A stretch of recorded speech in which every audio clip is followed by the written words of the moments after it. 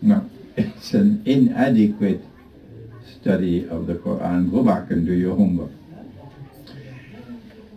Since he did not experience wafatul maut, and every soul must taste maut, he has to return. But if you insist with your boxing gloves on that no, he's dead, or that something even more extravagant, that he traveled by Federal Express to Kashmir and he died and he buried in Kashmir, well, that's up to you. You want to live in fairyland? Go ahead and live in fairyland. We're not interested in the boxing match now. We're moving on. He has to return. And he will die. And when he returns, he will rule the world. Precisely what Allah had promised. Now we come to our subject. Because Allah tested them, and they failed the test, and they boasted of how we've crucified him. Inna qatalna al-Masiha Isa ibn Maryam Rasulullah. There's so much sarcasm in these words. Had it not been in the Quran, they might probably arrest me. But they can't arrest the Quran. No. Jahidhum bihi jihadan kabira, says Allah. Wage a mighty jihad against them with the Quran. So don't be scared, don't be worried. Proclaim the Quran. So they're waiting for the Messiah to come. And Allah now created a being.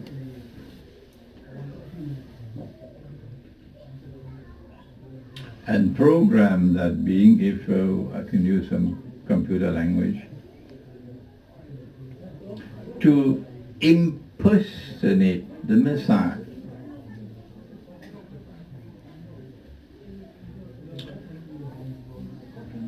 And this is why the Prophet ﷺ referred to him as Al-Masih al-Dajjal, Dajjal, the Messiah.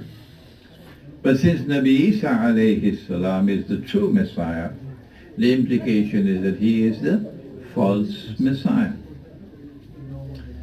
If he is to fulfill his mission,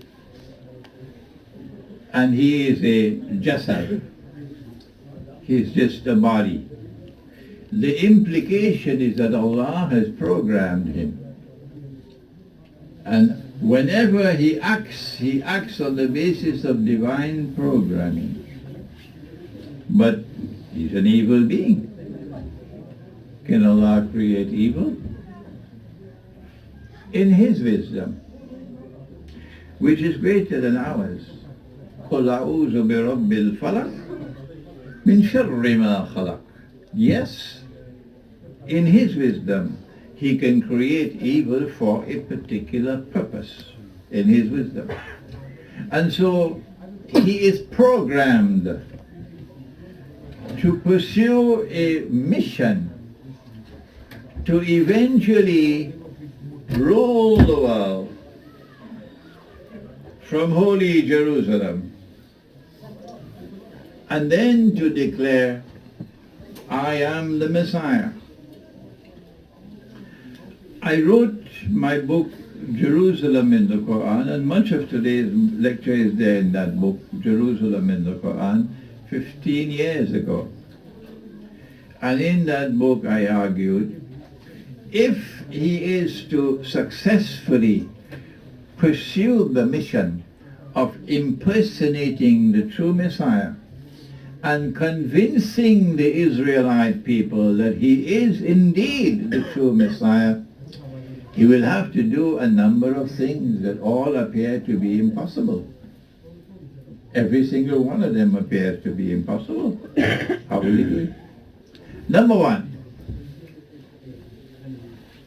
Allah had declared in the Quran that there was a town that he destroyed. وَحَرَامٌ عَلَى قَرْيَةٍ. He uses the word qarya. And he said, أَهْلَكْنَاهَا, we destroyed it. And expelled the people of that town.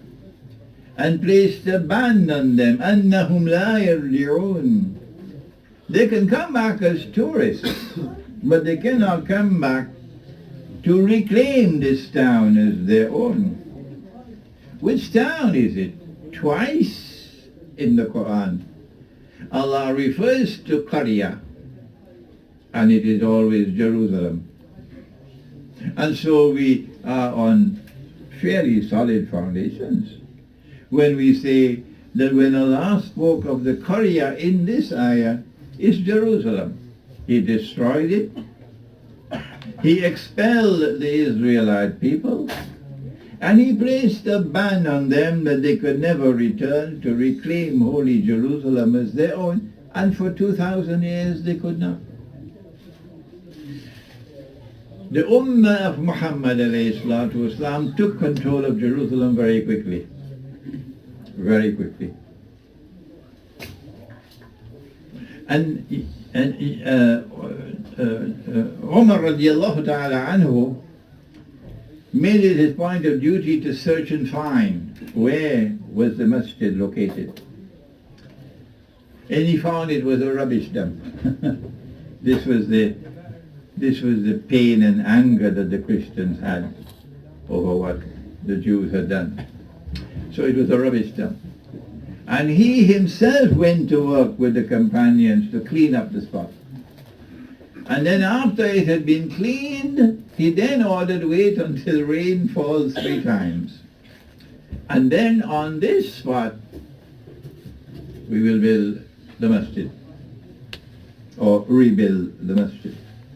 So for us, we have not even a shadow of a doubt that the present structure is on the spot that Umar radiallahu ta'ala anhu recognized to have been the exact location on which Nabi Sulaiman alayhi salam built the masjid.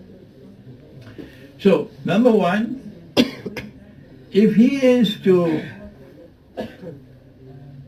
successfully impersonate the Messiah, and the Muslims have been ruling over the Holy Land for 1400 and something years, he will have to liberate the Holy Land for the Israelite people.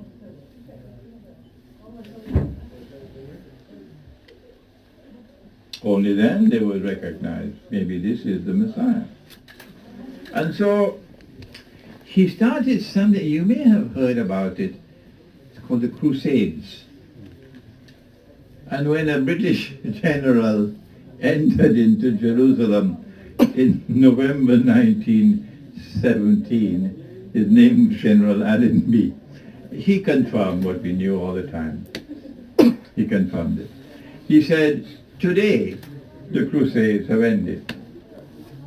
So number one, objective has been achieved. The Holy Land has been liberated, and the British general has played a very significant role in it.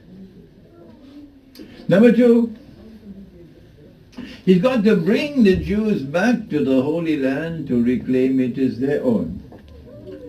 And between 1917 and 1948, Britain was the mandate power, mandated by the League of Nations to take control, political control over the Holy Land. And during that time, the Jews returned, the Israelites returned to the Holy Land. But they were a different people who had no genetic links with Ibrahim alayhi salam, and with the Oriental Jews or other Semitic people. These were European people who had no no genetic links. They were not Semitic people at all. They were European Jews. But that's another story. You've got to go to the book on Gog and Magog to read that. And so, by 1948, a significant number of Israelite people had returned to the Holy Land. And they had not returned as tourists. They come back to stay. And so number 2 has been achieved. The Jassad is on his way. Number 3, he'll have to restore a state of Israel in the Holy Land and get the Israelite people to eventually accept that this is Holy Israel. And this is why a state of Israel was born in 1948. Objective number 3 has been achieved. The state of Israel at this time, even a Jew will tell you, no, it's not yet Holy Israel.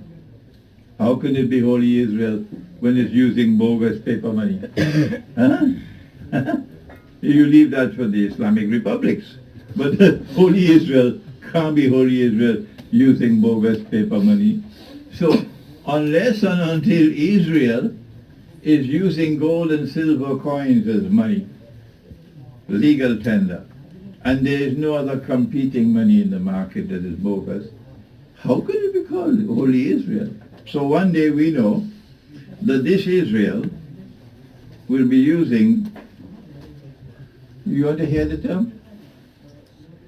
Sunnah money. And we say we are Sunni. I pray to Allah, please take me away from the world before that day. I don't want to live to see that day, because the shame and the disgrace will be too great for me, for this Ummah of Muhammad ﷺ. That they should bring back the money that is in the Quran, that they should bring back the money that is in Sunnah, and all that we do is to eat biryani and go to sleep, or take up boxing gloves, for this firqa bandi. Take me away from this world, leave it for them. I don't want to see that day. So, number 3, Holy Israel, it seems to be his honest way. But number 4, he has to take this state of Israel and get it to become a ruling state in the world. That is a tall order. He achieved the impossible. He liberated the Holy Land for the Jews. He achieved the impossible. He brought the Jews back to the Holy Land to reclaim it as their own. He achieved the impossible. He restored a state of Israel in the Holy Land 2,000 years after Allah had destroyed it. And now all that is left is to cause this Israel to become the ruling state in the world. When will we learn to study the Quran? When?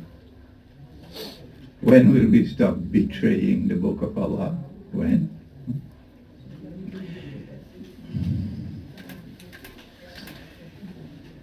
Allah speaks, before we turn to the Quran, Nabi Muhammad alayhi salatu wasalam is in the city of Yathrib, and after he died they renamed it Medina. And a companion comes to him and narrates to him something about Dajjal, and his name is Tamim ad-Dari. And the Prophet ﷺ then says to the people, sit down. Tamim ad-Dari has come to tell me something about Dajjal, which confirms what I've been saying to you. And then we get it from the lips, the blessed lips of the Prophet ﷺ. And you must have all read the hadith of Tamim ad-Dari, otherwise you won't be here. Have you read it? Yes. Tamim ad-Dari said that he and some maybe 40 of his companions went on board a ship, and a storm came, and blew the ship for 40 days, for a whole month. So we have to eliminate the Red Sea, because in less than 4 hours you reach the land. And we will therefore have to agree that it has to be the Mediterranean Sea. We'll eliminate the other side soon. And after a whole month they reached to land, and it's an island. Don't ask me how they knew it was an island. And when they got on shore, they were confronted by this hairy beast called Jassasa, the one who's called a spy, and he directs them to Dajjal. The text of the hadith in Sahih Muslim, I believe, does not mention a ruined monastery. But there must be some other text where I found it. I still can't remember now. So they went there and they met Dajjal. And they described him. Yeah. A young man, powerfully built, and he had the curls at the side of the head. But he was in chains. His hands were chained to his neck, and his feet were chained together. And he questioned them several questions, and you can do your homework. And he said, I am Dajjal. Up to now, he'd not been released. He's in chains on an island. When I am released, I'll enter every town and every city. And the Prophet ﷺ went on to say, but not Mecca and Medina. This is when he is in human form. Now then, the Prophet went on ﷺ to say that when Dajjal is released on this island, he will live on earth for 40 days. Yawmun kasana, one day which will be like a year. Yawmun kashahr, one day which will be like a month. Yawmun kajum'ah, one day which will be like a week. Wasairu ayyamihi ka ayyamikum, and all his days, yani all the rest of his days, will be like your days. Indicating that it is only at the end of his mission that he will be in our material universe. Our material universe, our world of space and time. Prior to that, he is on earth, but like the angels and like the jinn, he is on earth, but not in our world of space and time. East and west belong to the world of space and time, isn't it? And north and south belong to the world of space and time. The Prophet said, pointing to the east, from Medina, pointing to the east, Dajjal will come from the east, he'll come from the east, he'll come from the east. Indicating that it is when he is in our material universe, when he is in our world of space and time, at that time he will come from the east. If you had done your homework, you would not send me 100,000 emails. Sheikh, didn't you study geography?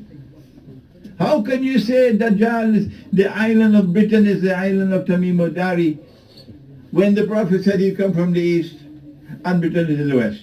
Sheikh, go and do some geography. I get 100,000 emails from these schoolboys. When he is released, he lives on earth for 3 periods of time. One which will be long, another which will be a shorter period, and a third one which will be the shortest period before he enters into our world of space and time. So Dajjal is here on earth for a long, long, long, long time, but not as yet in human form, and you can't see him. So don't eat your biryani and go home to sleep. I have argued in my book that the island is Britain. And I have pointed out a substantial amount of evidence that supports my claim that the island is Britain. I may mention only the Balfour Declaration, for example, that Britain has a mysterious link with the Holy Land. Yes, for all of its modern history. An inexplicable link with the Holy Land, of which only one thing I mentioned, the Balfour Declaration. So I say that the island is Britain.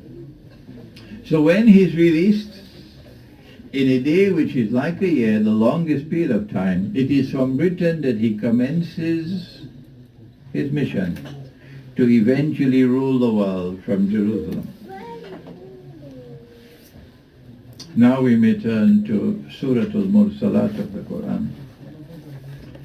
I've already quoted from Surah Al-Sabah, no, Surah Al-Sad, and then from Surah Al-Anbiya, the Qaryah, the town.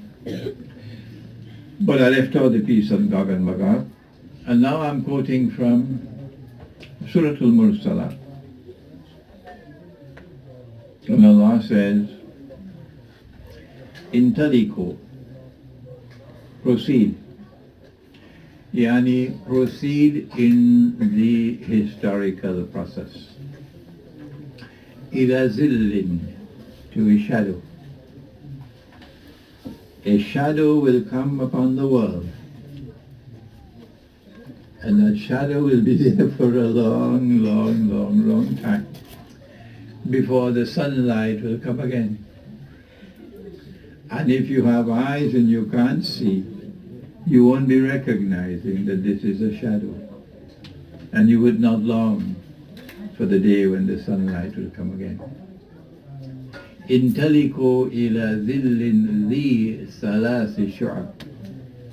The shadow will manifest itself in 3 parts or 3 stages. Which shadow is it?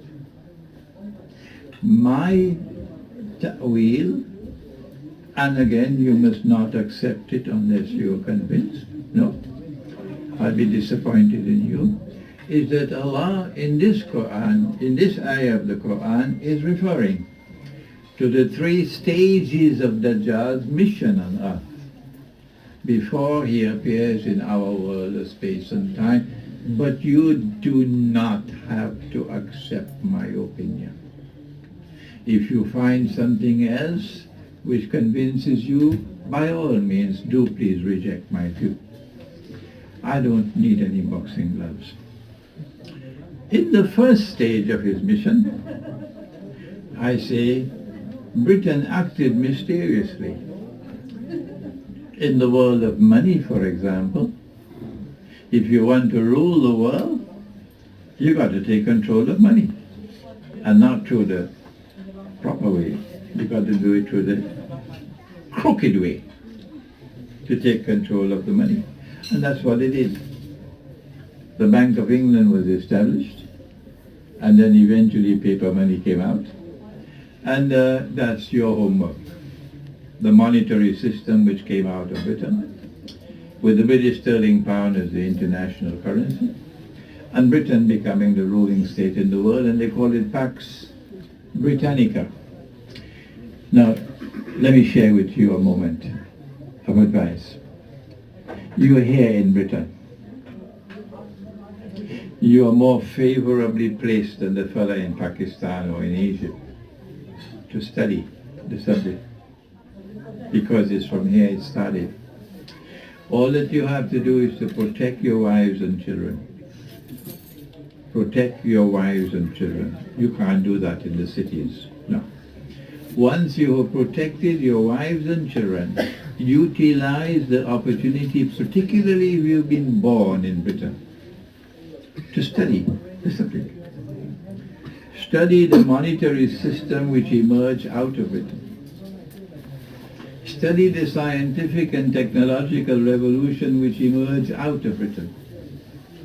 Study the industrial revolution which emerged out of Britain. Study the feminist revolution which emerged out of Britain, all of which are linked with Dajjal. If you do your homework, you graduated from a Darul Uloom, and you've done your homework, you can emerge in Britain as the best scholars of Islam anywhere in the world today. That's my guidance to you at the age of 75. I've traveled the road. I know the road, okay? And I say that this is Dajjal in his first stage with Pax Britannica. And then came second stage when mysteriously Pax Britannica rode into the sunset and Pax Americana replaced it. And the monetary system experienced a revolutionary change with the British sterling pound being replaced by the US dollar, and you got homework to do. I studied monetary economics, international monetary economics in 2 universities. The normal Maulana or Sheikh or Mufti never had this chance, okay? And unfortunately, he's giving fatwas without knowledge. But you have a chance now, and you should make use of your chance to study the subject. How did the US dollar replace the sterling pound? Go and look at the Bretton Woods Accord, study the Bretton Woods Conference. Go and look at the International Monetary Fund, the Articles of Agreement, and locate the conflict with the Sharia. They have not done that. The scholars of Islam, they have not done that. But you can do it. You can do. I'm inviting you tonight, thanks to the invitation of Dr. Salim. This is your homework. And then look to see how is it that the US dollar survived when the French attacked it from 1966 to 19? Help me somebody? 71. 71 is correct. We've got some good students here. When the French attacked it, Charles de Gaulle. And in 1971, the US dollar suffered a massive blow when they had to renege on their obligations under international law to do what? To do what? To redeem, correct word. Correct word, to tell him, Farouk. To redeem the US dollar for gold. At what rate? 35. Excellent, mashallah, we got good students.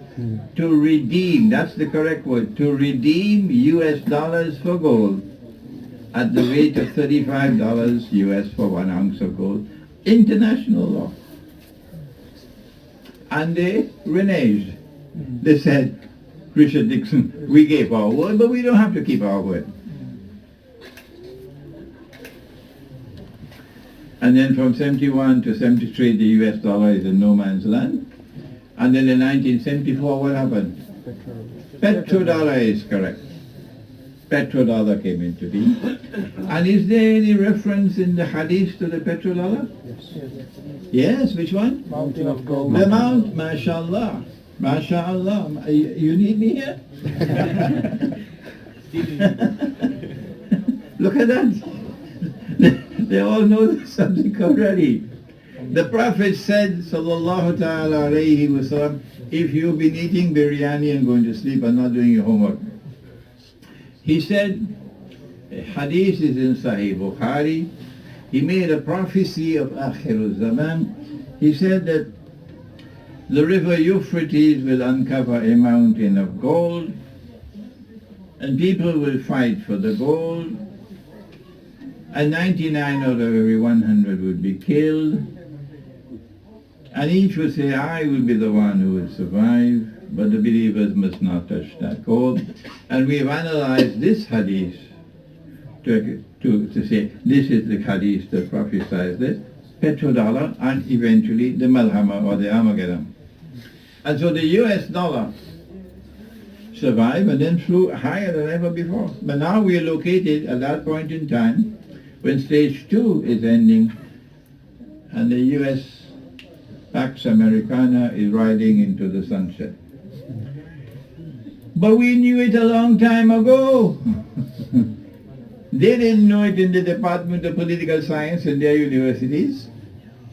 No, But we knew it. Read my book, Jerusalem in the Quran. How did we know it?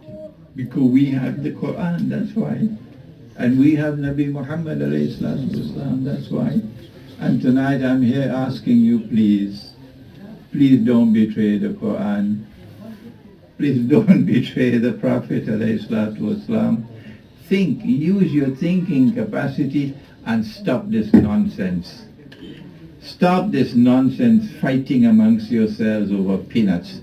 If you want to identify yourself with this sect and to call that one kafir and to fight with each other, please don't be my student. Go find somebody else. I want serious students. And I want students who will seek to unite. Unite the believers, not divide them. Well then, when the United States rides out into the sunset, who will replace it? And we say that their plan is Pax Judaica. And so this is not, yes, the most oppression that we face. There's more coming. There's more coming. There are two people who stand in the way of Pax Judaica. And they are the world of Islam and the world of Orthodox Christianity. And Allah speaks in the Quran, and I don't want to take much more time. I've already taken 1 hour. And I want to spend a little time with this ayah before I end. It is in Surah Al-Ma'idah. And Allah speaks and He uses fi'l madariya, which is the present and future, وَلَا تَجِدَنَّ. And you will most certainly find أَشَدَّ النَّاسِ عَدَاوَةً لِلَّذِينَ آمَنُوا الْيَهُودِ. That the Jews will have the greatest hatred and enmity and hostility for you. And this happened at the time when the Quran was revealed, and this is happening one more time at this time. This is a factual statement. No one will dispute with it.